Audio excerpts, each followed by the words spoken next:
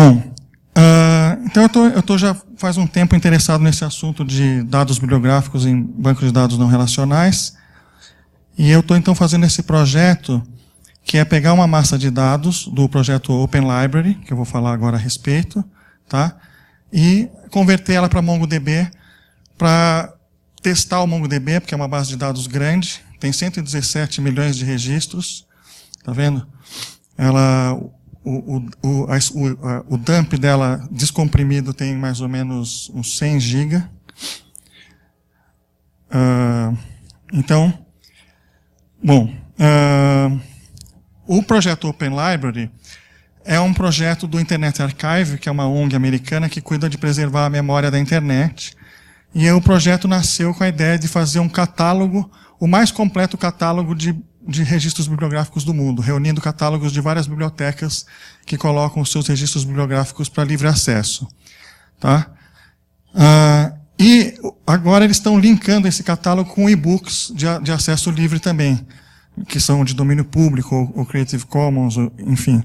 Então hoje tem mais de 1 milhão de e-books lá. E é o openlibrary.org, a URL deles. Tá? Então, a tecnologia da Open Library, ela foi interessante porque todo mundo que trabalha com registros bibliográficos, como o pessoal da Celo, que fez aquela ótima apresentação aí, o Fábio hoje, né, sabe que a gente precisa trabalhar com esquemas flexíveis, né, porque diferentes tipos de documento precisam de diferentes metadados para serem representados, né. Você pode ter, inclusive, também variações de prática entre uma biblioteca e outra, que usa determinados atributos que outra biblioteca não usa e tal. Então, quando você vai fazer uma integração de catálogos de várias bibliotecas, o esquema flexível é muito importante. Na Open Library, como o projeto começou há uns 5, 6 anos atrás, na época ninguém falava de NoSQL, eles resolveram fazer uma coisa chamada Infobase, que também é conhecida como ThingDB. Parece que em algum momento mudou o nome, então você encontra a documentação falando de ThingDB ou Infobase. E, na verdade, isso daí é o quê? É uma API Python que serve para você guardar dados semi-estruturados num banco de dados relacional. Sabe aqueles esquemas de chave-valor que em banco de dados relacional, a ideia é que você tem uma tabela onde cada registro daquela tabela, na verdade, representa um campo. Entendeu? Cada registro representa um campo, representa um atributo de uma entidade. Tá? Então, para você exibir uma entidade completa, você tem que fazer um join, né, e selecionar os vários campos que representam esses registros. Isso é uma coisa altamente ineficiente, mas é altamente flexível. Tá? E na Open Library eles fizeram uma coisa mais ou menos assim, com a complexidade extra de que lá eles também mantêm o versionamento dos registros. Então, toda vez que um registro é atualizado, eles, na verdade, geram uma cópia do registro com um número de revisão diferente. Tá? Então, isso necessita de fazer muitos join para recuperar uma única entidade conceitual. E a Open Library só consegue funcionar porque eles usam o Solr do Cine na frente. Na verdade, todas as páginas da Open Library que você acessa, os dados inteirinhos estão armazenados de forma desnormalizada no Solr. Tá? Bom, agora eu falei aqui de base de dados semi-estruturada, e semi-estruturada não é um termo informal, é um termo formal, existe uma definição. Tá? Se você quiser estudar academicamente esse assunto, conhecer referências da pesquisa que existe a respeito desse assunto, você procura por semi-structure, escrito assim ou assado, porque acontece as duas formas de escrever acontecem na literatura. Tá? E aqui tem uma definição de uma enciclopédia, feita por o autor dessa definição, é um cara importante na história desse modelo de dados, que ele fala que o modelo de dados semi-estruturado foi projetado como uma evolução do modelo de dados relacional que permite a representação de dados com uma estrutura flexível. Tá? Então, esse é o livro que aquele autor escreveu junto com outros, que é um livro seminal nessa área aí, que fala sobre esse assunto. Tá?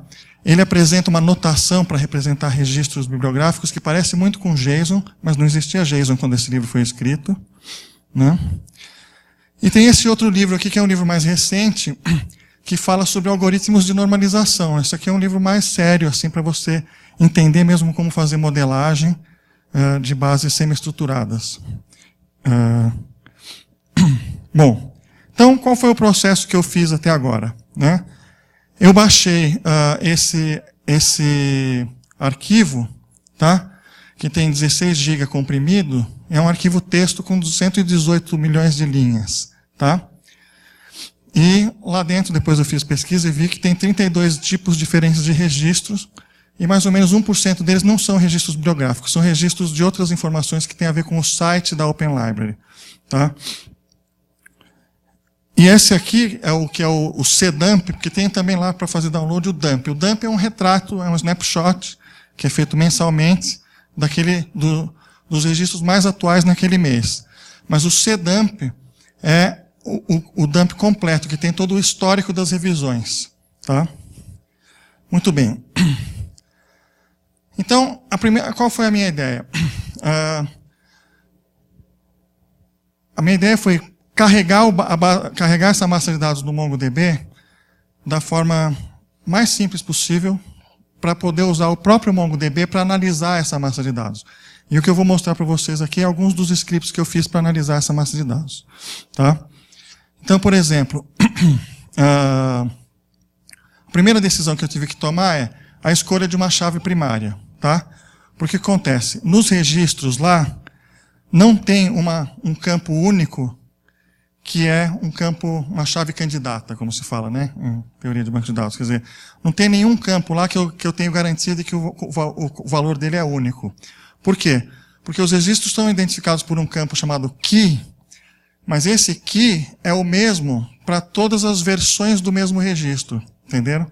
Então, na verdade, a chave única desse dump tem que ser uma chave composta de key e mais alguma coisa, naturalmente key mais revisão. Tá?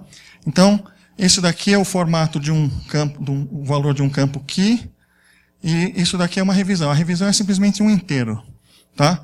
Então, eu concatenei os dois campos para formar a chave que o MongoDB precisa. Tá? Por que eu não usei uma chave gerada pelo MongoDB, como vários documentos do MongoDB recomendam que você faça? Na dúvida, faça desse jeito. É porque, nesse caso, é muito importante para mim ter como chave primária realmente o identificador do registro, porque eu preciso fazer referências cruzadas, né? São registros normalizados, vocês vão ver que tem chaves estrangeiras e tal. Tá? Bom, muito bem. Então, a única coisa que eu fiz um script Python para ler um arquivo do dump. Na verdade, eu dividi o dump em 100 partes para poder trabalhar com 1/100 dele, senão tudo fica muito demorado. Né? E aí, então eu estou trabalhando com um arquivo que expandido tem 1 GB. E aí, a única coisa que eu fiz nesse script é pegar a parte JSON desse dump. Cada linha tem um JSON, que é o registro propriamente dito. E eu acrescentei o campo ID formado pela concatenação daquelas outras chaves. É a única transformação que esse meu script faz na hora de salvar. Tá?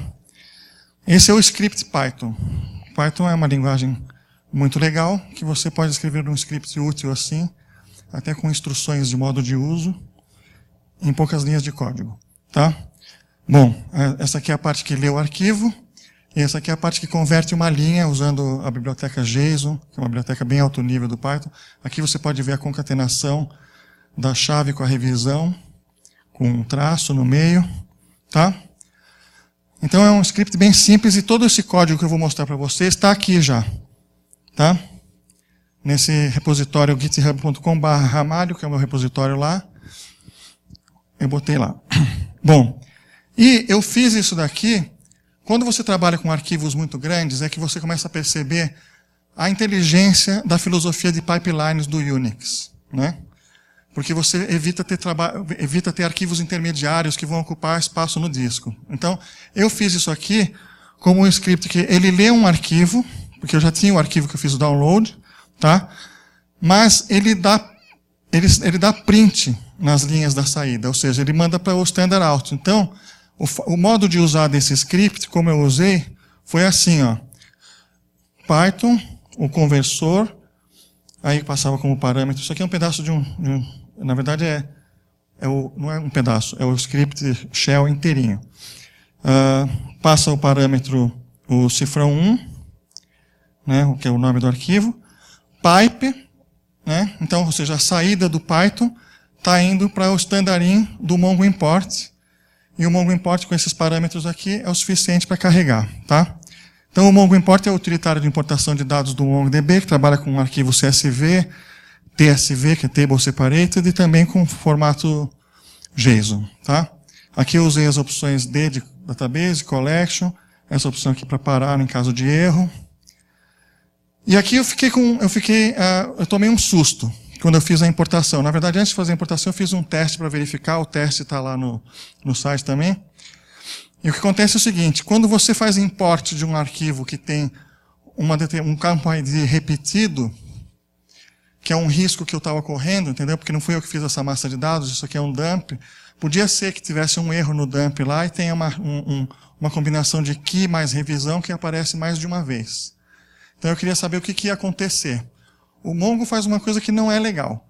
Ele não só ignora esse fato, quer dizer, a segunda vez que aparece a mesma chave no import, não é bem no import, é assim, quando ele vai fazer um import com as opções default, e já tem um registro com aquele mesmo under ID na base, ele simplesmente não importa o novo. Só que o chato é que ele diz que importou X registros e não importou. Ele está mentindo. Tá? Por exemplo, do jeito que eu dividi esse arquivo aqui, na verdade, para facilitar o meu trabalho, eu dividi em pedaços de 1 milhão de linhas. Cada pedaço meu tem 1 milhão de linhas. Então, quando eu fiz esse Mongo import aqui, ele falou que tinha 1 milhão de linhas. Ele falou, importou 1 milhão de registros. Mas daí eu entrei na base e vi que realmente tinha 1 milhão de registros. Porque quando eu fiz um teste com uma chave repetida antes, com 4 registros, sendo que 2 eram repetidos, na hora de importar ele falou, importei 4 registros. E daí você entra lá dentro da count, ele fala que tem 3 registros. Entendeu? Então tem uma coisa meio... isso aí vale a pena até registrar um bug, mas eu não tive tempo ainda de fazer. Tá? Bom, enfim. Daí é o seguinte, eu tinha começado a fazer esse trabalho, as pessoas que trabalharam comigo na Bireme sabem que eu fiz um trabalho parecido há 1 ano e meio atrás usando o CouchDB. No CouchDB só tem MapReduce. Né? Então eu já estava começando a fazer esse trabalho com MapReduce, quando eu vi que saiu o tal do framework de agregação, né? Quer dizer, está nessa versão instável, a versão 2.1. Então eu comecei a fazer os exemplos com o framework de agregação, e é realmente bem mais legal do que fazer MapReduce. Embora tem certas coisas que eu vou mostrar aqui que não dá para fazer com ele, então aí tem que fazer MapReduce. Para poder fazer essas coisas com mais eficiência, eu criei índices para algumas chaves, alguns atributos importantes dos campos, né? Dos registros. Tá? Bom, então vamos falar sobre o aggregation. Na verdade, acabou de ter uma palestra sobre isso, né? Então, eu só vou falar que é uma novidade, já falei tudo isso, tá? Até ele já respondeu uma pergunta sobre isso também, né? Ele tem melhor desempenho do que o MapReduce, porque ele é todo implementado em C. E o Aggregation Framework é implementado em C++, e ele não tem o problema da limitação do SpiderMonkey, que tem uma trava no interpretador que só permite rodar uma thread. Tá? Então ele aproveita, se você tiver 4, 8 cores na máquina, ele vai fazer o trabalho usando melhor os cores. Aqui está um exemplo de um uso do Aggregation Framework. Tá? Agora na API em JavaScript, então ela é um método, isso aqui é uma collection, a collection complete, e aqui tem o método aggregate, que é o método que você usa para acionar o pipeline de agregação, tá? O mecanismo de agregação. Olha como é que funciona isso aqui. Por exemplo, aqui estão sendo usados 2 operações no pipeline, né? A operação group e a operação sort. Tá? Na operação group, você especifica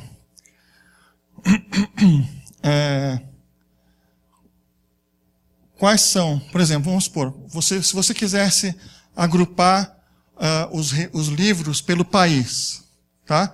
Então você colocaria como _ID o país, entendeu? É o critério de agrupamento. No caso aqui dessa pesquisa, o objetivo é identificar quais os tipos de registro que eu tenho na massa de dados, tá? Então aqui eu especifiquei como critério de agrupamento type.key. Tá vendo? Agora, esse cifrão aqui, ele serve para que o MongoDB saiba que isso aqui não é uma constante. Entendeu? Porque se não tivesse o cifrão, ele entenderia isso como uma string. Tá? Tem casos que você pode querer colocar uma constante aqui no agrupamento. Tá? Mas o cifrão significa que ele vai acessar em cada registro esse atributo para identificar em qual grupo ele entra. Tá? Então aqui você está fazendo uma referência realmente ao atributo type.key. Tá? E aqui está sendo feita uma operação mesmo de agregação, com um operador de agregação que é a soma, tem média, tem mínimo, máximo, tem operadores de agregação para você construir listas de valores e tal. Tá? Mas aqui no caso está sendo simplesmente, eu estou usando o operador sum e eu estou passando como parâmetro 1, porque na verdade eu quero contar uma ocorrência desse tipo. Só isso. Depois, na hora que for acontecer a somatória, eu vou ter o total de ocorrências daquele tipo. Tá? Isso aqui bastaria, eu não precisaria desse segundo estágio aqui. Tá? Esses primeiros estágios já seria o suficiente, eu já teria um resultado agrupado, onde cada tipo apareceria só uma vez, com um total de número de ocorrências do lado. Mas eu resolvi fazer um sort pela quantidade -1, para aparecer os registros mais frequentes em cima. A saída isso aqui é um pedaço de um script. Não, é um script completo aqui, na verdade. Tem até a parte do print aqui. Ó. Isso aqui é para gerar, na linha de comando, esse relatorinho aqui. Ó. Inclusive, eu fiz aqui só para vocês terem uma ideia do tempo que isso demora. Tá? Eu fiz usando o comando time. Tá vendo? Ó? E aqui quebrou a linha. Tá? Isso aqui deveria ser uma linha só. Então, eu chamei time mongo 2.1 group types JS. Tá? Aí o MongoDB fala isso daqui. E aí, esse aqui é o resultado já daquele print. Tá? E isso aqui demorou 23 segundos, então, para uma base que já tinha o type indexado e tinha 1 milhão de registros. Tá? Então, vocês podem ver que apareceram 9 tipos de registros nessa parte da amostra, né? Que eu falei que tem 32 tipos de registro, mas isso aqui é só 1/100º da amostra, né? Bom, então, a filosofia agora explicando mais detalhadamente, a filosofia do framework de agregação é você fazer uma agregação por estágios, tá? Onde cada estágio é uma etapa num fluxo, ou passos num pipeline, como eles falam na documentação, tá? Esses estágios são executados em ordem, na ordem dos parâmetros da invocação de MapReduce. Ou seja, o que está escrito aqui é que é para fazer primeiro o group, depois o sort. Está vendo? Eu estou passando como parâmetro para o aggregate 2 dicionários. Um dicionário que é o operador group, ou melhor, um objeto JavaScript, né, que é esse operador group, e esse outro objeto JavaScript que tem o operador sort. Está vendo? Então, é pela ordem da passagem de parâmetros que determina a ordem em que os passos vão acontecer. Tá? Bom. E cada estágio tem um daqueles operadores especiais com cifrão, e o mesmo operador pode ser usado várias vezes em estágios diferentes. Entendeu? Você pode ter um pipeline, onde tem uma hora que você faz um project, depois você faz outras operações, depois você faz outros projects. Não tem problema nenhum nisso. Tá? Quais são os operadores que você usa? São esses aqui, que o camarada lá da Tengen já explicou, né? Mas, então, basicamente, esse aqui para você selecionar um subconjunto. Tá? Eu já vou usar no próximo exemplo. Né? Por exemplo, eu não quero agregar todos os registros, eu quero agregar só os registros que são do tipo edition, que é um dos tipos que eu tenho. Tá? Aí você tem o operador de projeção, que é para você, basicamente para você extrair campos e reformatar É você gerar um novo documento a partir daquele documento. É isso que faz o operador de projeção. Tá? Então, por exemplo, tem o operador de limit, que simplesmente você diz, eu quero fazer só com 10 registros, com 100 registros, com 1000 registros. O skip é para você pular uma quantidade de registros. Né? Então, a combinação desses dois aqui permite que você faça o MapReduce em partes, por exemplo. Se você tem muita coisa para fazer, você pode fazer só um conjunto para ver se deu certo, depois você continua fazendo. O grupo é aquele do agrupamento, e o sort eu usei naquele exemplo também para ordenar, e o unwind, ou unwind, é unwind, porque fala rewind, deve ser unwind. Unwind é literalmente desenrolar. Né? Eu vou mostrar um exemplo com unwind aqui. Olha, esse outro exemplo aqui é o seguinte. Nos registros bibliográficos tem um campo de idioma, só que o idioma do livro pode ser mais do que um. Né? Porque, por exemplo, existem edições bilíngues. Né? Edição bilíngue do Alice no País das Maravilhas. As páginas da esquerda são em inglês, as da direita são em português, coisa assim. Né?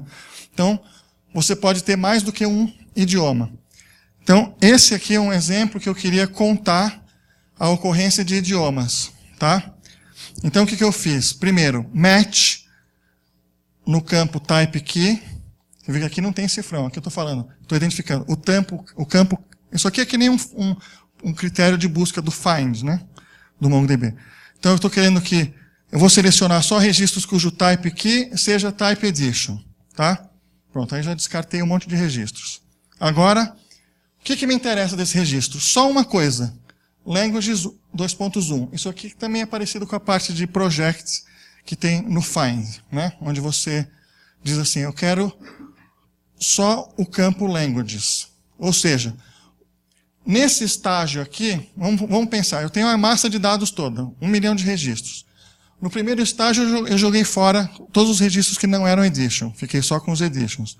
No segundo estágio, eu joguei fora todas as colunas, vamos falar assim, se fosse um banco de dados relacional, exceto a coluna languages. Porque não interessa mais nada. Tá? Aí eu faço unwind do languages. Então o que faz o unwind? Como o languages é um array, esse processo aqui explode cada registro que entra em N registros de saída, sendo um para cada valor do array. Tá? Se no project eu tivesse mantido outros campos além do campo language, esses outros campos simplesmente estariam repetidos nos registros resultantes do unwind. Entenderam? Se eu tivesse preservado languages e title, o unwind produziria para um livro que tem 3 idiomas, 3 registros com o título, o mesmo título, repetido nos 3, e um idioma, outro idioma, outro idioma. Entenderam? Essa é a ideia do unwind. Unwind. Tá? Bom, e depois eu agrupei por mesma coisa da outra coisa lá, né? Eu agrupei por languages, aqui na verdade o registro, o atributo languages não é simplesmente uma string, tá? Ele tem uma estrutura interna também, então eu acesso a chave do languages, e aí eu somo, e depois eu ordeno pela quantidade, e pela quantidade em decrescente e pelo ID crescente, tá? Então, isso aqui eu tenho lá no GitHub, inclusive tem um README. Tem um arquivo chamado Notas, que tem até a saída desses programinhas para vocês verem. Mas é fácil, você pode copiar lá e rodar. Tá? Olha. Este daqui é o mesmo. A única coisa que eu estou mostrando o contexto de uso, na verdade, que aqui no final eu estou imprimindo o resultado. Exatamente. Tá? Bom, o que não dá para fazer atualmente com esse Aggregation Framework? Primeiro, ele tem um conjunto limitado de operadores. Você tem que usar, por exemplo, vou dar um exemplo de uma coisa que eu não consegui fazer. Tem um campo chamado Publication Date nessa massa de dados. Só que esse campo Publication Date é um campo meio que não está... a formatação dele está meio solta. às vezes tem um ano com 4 dígitos, às vezes tem uma data completa. Entendeu? Se fosse um campo ISO, teria funções para resolver, sabe? Campo data ISO, ano, mês, dia, mas não é desse jeito. É uma data que quase sempre termina com um ano de 4 dígitos. Então é uma operação fácil de string, pegar as últimas 4 posições, mas não tem como fazer. Tá? Por isso que na palestra anterior eu perguntei para ele quão difícil é fazer isso. Né? E ele falou que, enfim, que o framework foi pensado para ser extensível, mas não tem uma arquitetura de plugins, ou seja, não é para fazer isso que envolve fazer um patch no MongoDB. Né? Criar um novo operador envolve fazer um patch no MongoDB. Eu fiquei um pouco decepcionado com essa resposta, mas acho que alguém já deve ter cadastrado um bug lá, para que isso seja uma coisa plugável. Porque uma das coisas mais legais do Postgres é que ele é altamente plugável. Né?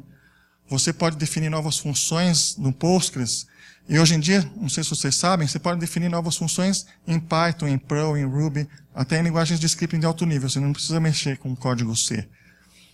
Né? Então, enfim. Agora vamos fazer um pouco de MapReduce. Tá?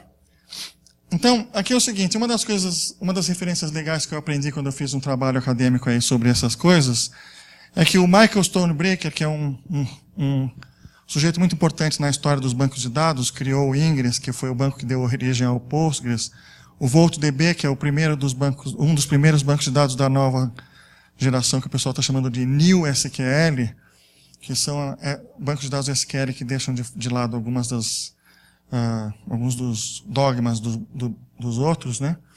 Esse cara é super importante e ele fala uma coisa legal num livro, que é o seguinte, existem 2 tipos de bancos de dados, os bancos de dados de esquema antes e esquema depois. Esquema antes é o Postgres. Você não consegue botar dado no Postgres sem definir um esquema. Tá? Esquema depois significa que você pode botar os dados do jeito que você quiser. E como que você define o esquema nesses bancos de dados? Na verdade, você não define. O esquema é definido pela massa de dados que está lá. Entende o que eu quero dizer? E o que acontece é que no mundo real as pessoas cometem erros. Não sei se vocês já perceberam. Tá? Inclusive aquele começo aqui foi toda uma demonstração para reforçar esse ponto. Tá? Eu fiz de propósito. Tá? Quando as pessoas cometem erros, num banco de dados esquema after, elas colocam dados que não estão seguindo a documentação. Então, nessa massa de dados aqui, eu já encontrei um monte de coisas bizarras. Tá? E é uma coisa que lá na Bireme, que tem uma base de dados não relacional em operação há mais de 25 anos, as pessoas sabem. Entendeu? Essa massa de dados que está sendo agregada lá há 25 anos, ela é cheia de registros que não tem a ver com nenhuma versão de nenhum esquema que jamais tenha sido publicado. Está errado, foi uma importação que alguém errou, bugs de aplicação, aplicações em várias linguagens escritas e tal. Né?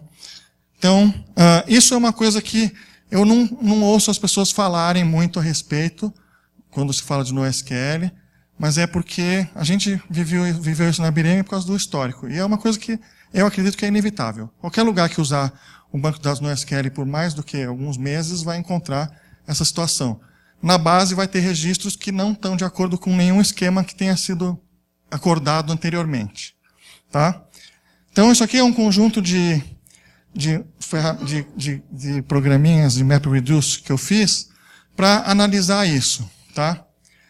Então, por exemplo,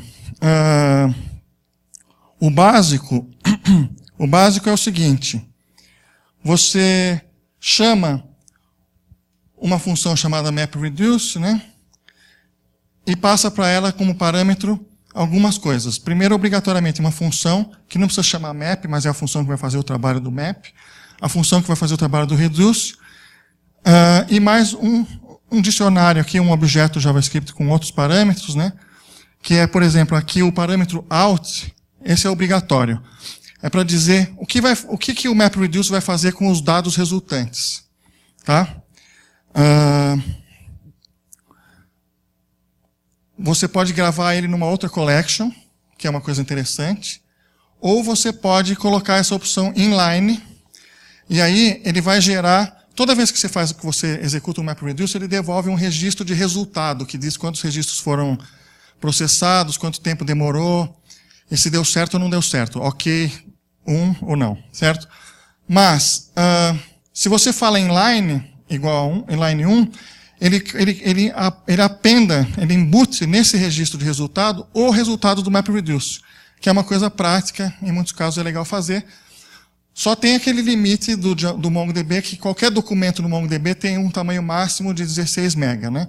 Então, se o seu resultado do MapReduce tiver mais do que 16 MB, não vai dar certo. Mas, na verdade, é muito raro que o MapReduce tenha tanto resultado assim, porque é uma agregação, né? Tá? Então, olha, o conceito, aqui eu fiz uma figurinha bonitinha, o conceito é o seguinte, você tem uma coleção de registros. Alguns representam pessoas, outros representam lugares. Tá? Você vai fazer um map, frequentemente você vai querer fazer um map só em cima dos registros que são de um determinado tipo. Então, nesse caso aqui, eu estou fazendo um map, e eu vou selecionar, daqui a pouco eu vou mostrar como, na minha função map, que aqui chama obter idade, eu vou receber um parâmetro famoso this, do JavaScript, né? Quer dizer, dentro dessa função eu vou ter a variável this, e a variável this é uma referência ao objeto que eu estou analisando. Eu olho para ele e vejo, é um local, não estou querendo processar locais. Esse MapReduce aqui é só para trabalhar com pessoas. Tá? Então, por isso que, nessa operação aqui, cada operação de map ou está copiando dados para cá, ou não está copiando dados. Essa é a ideia dessa figura. O map, ou melhor, a sucessão de várias operações map produz uma nova sequência, uma nova coleção em memória. Tá? E essa coleção, normalmente, ela vai ter um subconjunto dos dados que estão lá. Por exemplo, eu peguei só a idade. Meu objetivo aqui era calcular a idade média das pessoas. Tá? Então, aí eu aplico sobre essa coleção uma outra função, que é a função, por exemplo, no caso, calcular média. Essa função calcular média, ela vai receber, para cada registro desses, uma chave e um valor que foram emitidas por esse cara aqui. E a sua função vai fazer a conta baseado nesse valor e nessa chave. Tá? Por algum motivo, quando eu penso em MapReduce ultimamente, eu penso no Pac-Man. Esse carinha aqui, ele vai andando por aqui fazendo reduce. Né? Porque ele vai comendo as bolinhas e elas vão virando pontos. É o próprio reduce isso aqui. Tá? Bom, então um exemplo. Eu quero obter a lista de todos os campos e quantas vezes cada um ocorre nos registros. Isso não dá para fazer com o Aggregation Framework atualmente. Não tem operador para fazer isso. Tá? A ideia é, eu tenho registros de edition, e os registros, por exemplo, você pode ver que o resultado do relatório aqui mostra que, por exemplo, o key é um campo que todos os registros têm, então eu tenho 605.781 registros do tipo edition. Mas eu tenho alguns que não têm título, tem 4 a menos. Ou seja, são 4 livros sem título. Com certeza é um erro. Tá? Mas enfim, tá vendo? Então é uma análise de quais são os campos que aparecem nos registros e quantas vezes eles aparecem. Tá? O código para fazer isso é assim, ó. O map.